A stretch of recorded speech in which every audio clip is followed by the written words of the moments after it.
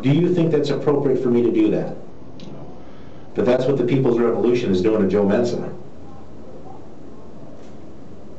They don't have the facts. They're at least not willing to talk about the facts. But yet they're terrorizing the city of Wauwatosa because they're pissed off because the DA didn't rule the way that they wanted.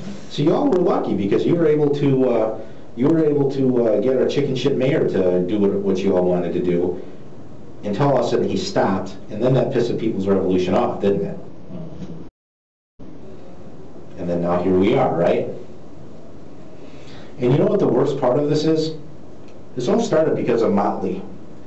Because Motley came in, I'm sure she told the family, I can get you money. You know why? Because they always do.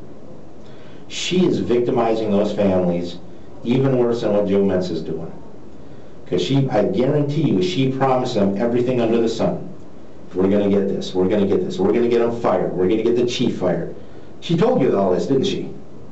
She's going to get the family money. She told you all this, didn't she? What just happened? He was ruled justified. You think the family's getting money?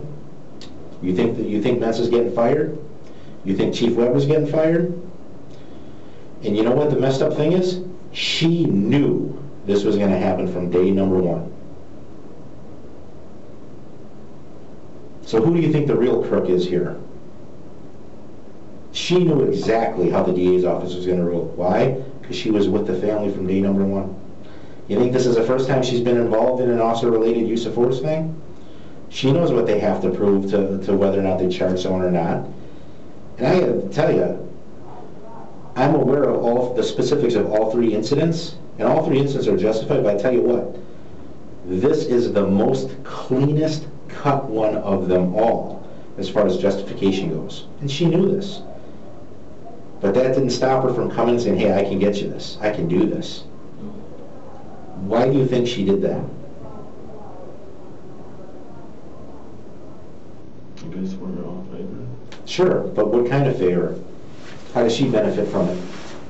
Money, I guess. Money. Isn't that sick? Yeah, money is a root of all evil. She's victimizing this poor family that had to deal with the untimely death of their son. And here's the thing. I didn't know Alvin. I'm not going to shit talk Alvin. Did you know Alvin? No. I didn't know. His picture looked familiar when he was younger, though. The one thing I'll say is I wish he would have made a different decision. I really do, because none of this had to happen. But he chose that night. He chose that. Just like the other ones. They all chose that. And yet we got this attorney coming in and saying, promise her everything under the sun. Oh, doesn't that sound good? Ah, it sounds good. That sounds great. And then now it's all falling apart.